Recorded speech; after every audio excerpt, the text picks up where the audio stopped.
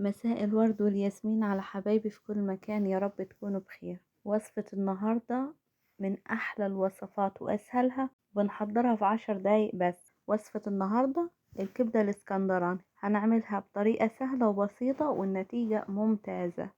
الفيديو بتاعنا سريع، ياريت نحضره للآخر علشان نشوف كل التفاصيل والتكات اللي تخلي الكبدة تطلع خطيرة وزي بتاعة العربيات بالظبط. في البداية عندي نص كيلو كبدة مقطعاه صغير خالص، والكمية طبعا ترجع لكم، اتكتروا تقللوا على حسب ما انتوا تحبوا. وعندي فلفل حامي وفلفل احمر وليمون وتوم، وكمان عندي خل.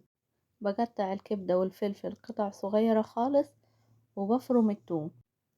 بعد كده سمنة سخنة في طاسة على النار. اول ما السمنة بتسخن على طول بنزل بالكبدة، بديها تشويحة كده لحد ما تغير اللون بتاعها. طبعا احنا شغالين على نار عالية في الوقت ده، مش بنهدي النار علشان بس الكبدة ما تنزلش المية بتاعتها، فبنخلي النار عالية لمدة دقيقتين 3 واحنا شغالين على الوضع ده. الكبدة بما انه مقطعينها قطع صغيرة خالص فما بتاخدش اي تسوية كتير، يعني اقل نار بتسويها، يعني دقيقتين 3 كده هي بتكون استوت. بعد ما خلاص الكبدة وصلت للمرحلة دي، اخدت دقيقتين 3، بنزل بالفلفل برضو بديهم تقلبتين كده مع الكبدة، يعني لمدة دقيقة واحدة مش اكتر من كده. وبعد كده هبدأ انزل بالثوم. انا لحد دلوقتي منزلتش لا بملح ولا باي توابل.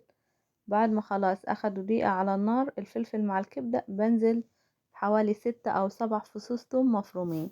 في المرحلة دي بنزل التوابل. طبعا التوابل بتاعتنا ملح وفلفل اسود وكزبرة ناشفة وكمون وعصير ليمونتين كبار، وبضيف معلقة خل وبديهم تقليبة دقيقتين، وخلاص كده أكلتنا استوت.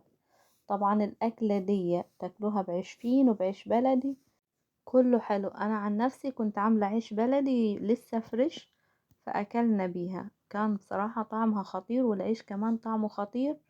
هسيبلكم لينك الفيديو بتاع العيش البلدي في أول كومنت تشوفوا الطريقة بتاعته. بعد ما حطيت الثوم والليمون والخل هسيب الكبدة دقيقتين 3 كده تتشرب من الليمون والخل وتوصل للمرحلة دي كده أكلتنا جهزت.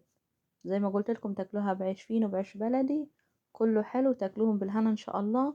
أتمنى الكل يجربها، طريقة سهلة وبسيطة وسريعة في نفس الوقت. لايك وشير للفيديو لو عجبكم، واللي لسه ما اشتركش ياريت يشترك ويفعل زر الجرس عشان يوصله كل جديد، وفولو على صفحة الفيسبوك مطبخ كامل. ان شاء الله نشوفكم على خير في فيديو جديد. See you. باي باي.